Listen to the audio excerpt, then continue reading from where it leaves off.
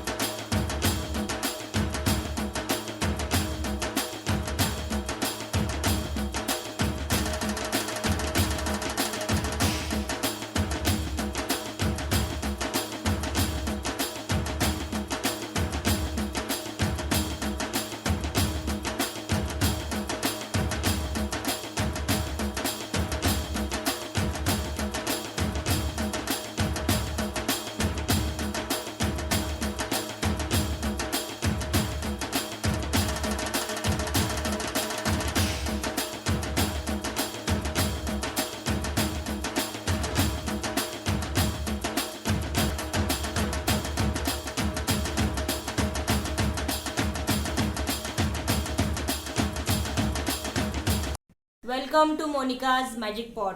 आज आपण बघणार आहोत घरच्या घरी हक्का नूडल्स कशा बनवायच्या.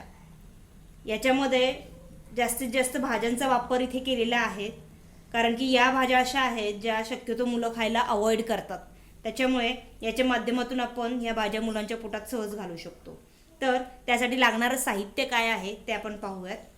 हक्का नूडल्स बनवण्यासाठी आपल्याला लागणार आहेत इथे हक्का नूडल्स. साधारणतः 150 ते 200 ग्रॅम ह्या नूडल्स मी इथे घेतलेल्या आहेत. आपल्याला बाजारात या सहज मिळतात, भरपूर ठिकाणी उपलब्ध असतात. त्यानंतर मी इथे एक मध्यम आकाराचा कांदा स्लाइस करून घेतलेला आहे.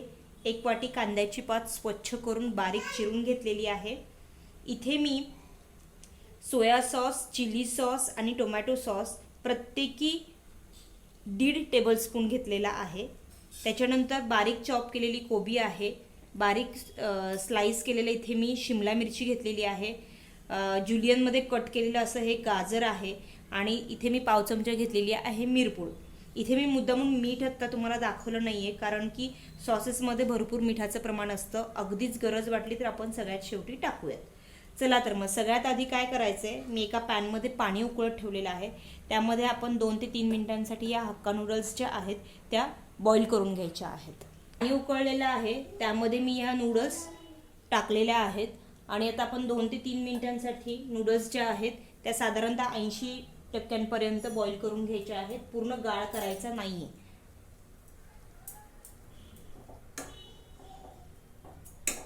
थोडंसं हलवून घ्यायचं आहे, जेणेकरून त्या ज्या नूडल्स आहेत त्या थोड्या सुट्ट्या होतील. अशा प्रकारे खूप जास्त ढवळायचं नाही आहे, नाहीतर नूडल्स बॉईल होता होताच तुटून जातील.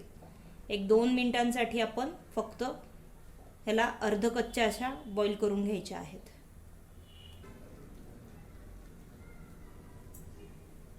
पण अगदी थोडंसं असं मीठ टाकायचं आहे, नाही टाकलं तरी पण चालतं.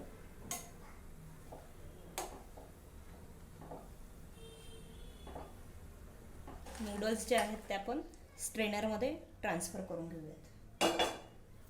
आणि आता या ज्या नूडल्स आहेत त्या एकमेकांना चिकटू नयेत यासाठी आपण त्यावर टाकणार आहोत एक छोटा चमचा तेल.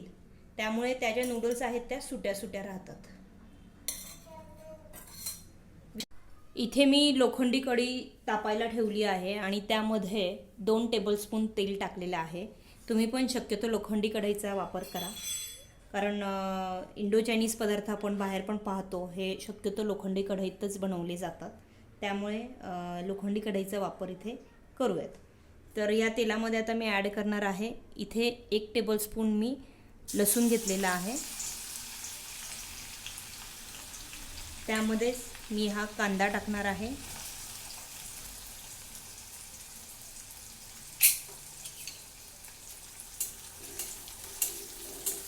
कांदा आपल्याला लाल वगैरे अजिबात करायचा नाही आहे, थोडासा ट्रान्सलुसंट होईपर्यंत थोडा फ्राय करायचा आहे. इतरही भाज्या आपल्याला ज्या आहेत त्या शिजवायच्या नाही आहेत खूप. त्यामध्ये आता आपण ॲड करणार आहोत शिमला मिरची. चांगल्या प्रकारे मिक्स करून घेऊयात. त्यामध्ये कोबी आणि गाजर टाकूयात. हक्का नूडल्समध्ये तुम्ही भाज्यांचं चॉपिंग किती फाईनली करता याला जास्त महत्त्व आहे. याचं कारण असं की आपण ह्या ज्या भाज्या आहेत त्या खूप गाढ असं शिजवणार नाही आहेत. जर मोठ्या मोठ्या भाज्या असतील तर खाताना ज्या आहेत ते कच्चेपणा जाणवेल. तेच जर भाज्या ज्या आहेत त्या जर फाईनली चॉप केलेल्या असतील तर खाताना देखील बरं वाटेल. फ्लेम हाय ठेवायची आहे. हाय फ्लेमवरती आपण ह्या सगळ्या भाज्या ज्या आहेत त्या छान तेलावरती परतून घ्यायच्या आहेत. परतत असतानाच त्यामध्ये टाकायचं आहे पाव चमचा मिरी पावडर. आणि इथे जे आपण सॉसेस मिक्स करून घेतलेले होते ते एकदा चांगले ढवळून घ्यायचे आहेत. चिली सॉस, सोया सॉस आणि टोमॅटो सॉस ते देखील आपण यात टाकूया आणि चांगलं परतून घेऊया.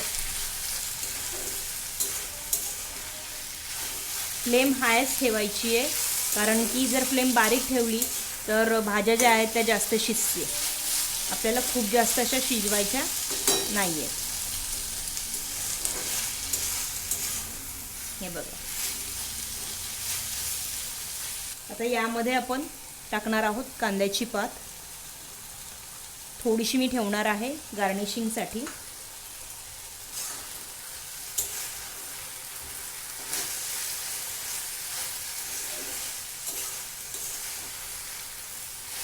भाज्या ज्या आहेत त्या हव्यात तितक्या परफेक्ट अशा झालेल्या आहेत रेडी. आता यामध्येच आपण ज्या नूडल्स घेतलेल्या आहेत वाफवून त्या टाकणार आहोत. हे जे नूडल्स घेतलेल्या आहेत त्या आपण अगदी हळूवार अशा ॲड करायच्या आहेत.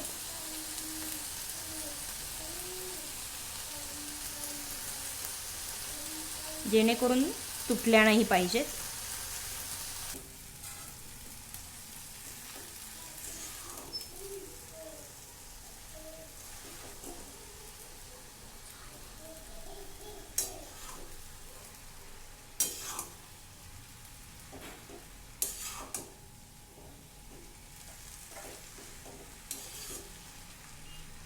चांगल्या प्रकारे आपण मिक्स करून घेऊयात.